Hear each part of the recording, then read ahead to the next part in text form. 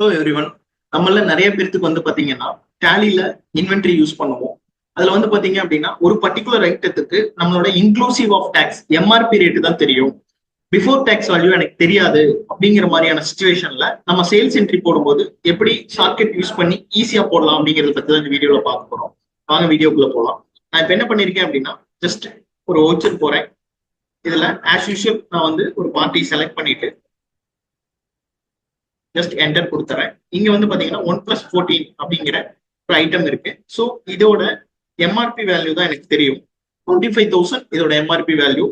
Before tax value எனக்கு தெரியாது. நான் என்ன பண்ணலாம் அப்படின்னு பாத்துட்டீங்கன்னா இந்த இடத்துல வச்சுட்டு ஆல்ட் சி கொடுத்தீங்கன்னா கால்குலேட்டர் பேனல் ஓப்பன் ஆயிடும். நான் என்ன பண்ணேன்னா 25,000 அந்த ப்ராடக்டோட வேல்யூ டிவைடட் பை 1.18 18% இருந்துச்சுன்னா 1.18 போடலாம். இதே 5% இருந்துச்சுன்னா 1.05% போட்டீங்க அப்படின்னா ஆட்டோமேட்டிக்கா பிஃபோர் டேக்ஸ் வேல்யூ எனக்கு இங்க வந்துடும். ஸோ ஈஸியா வந்து நான் சேவ் பண்ணிட்டு போயிடுறேன். ஸோ இந்த ஷார்ட்கட்ஸ் தெரியாம இருந்துச்சு அப்படின்னா நம்ம என்ன பண்ணுவோம் அப்படின்னு பாத்தீங்கன்னா கால்குலேட்டர் பேனல்லையோ இல்லை வெளியிலயோ வச்சு நம்ம போட்டு நம்ம என்ட்ரியை வந்து டைம் வேஸ்ட் பண்ணிட்டு இருப்போம்.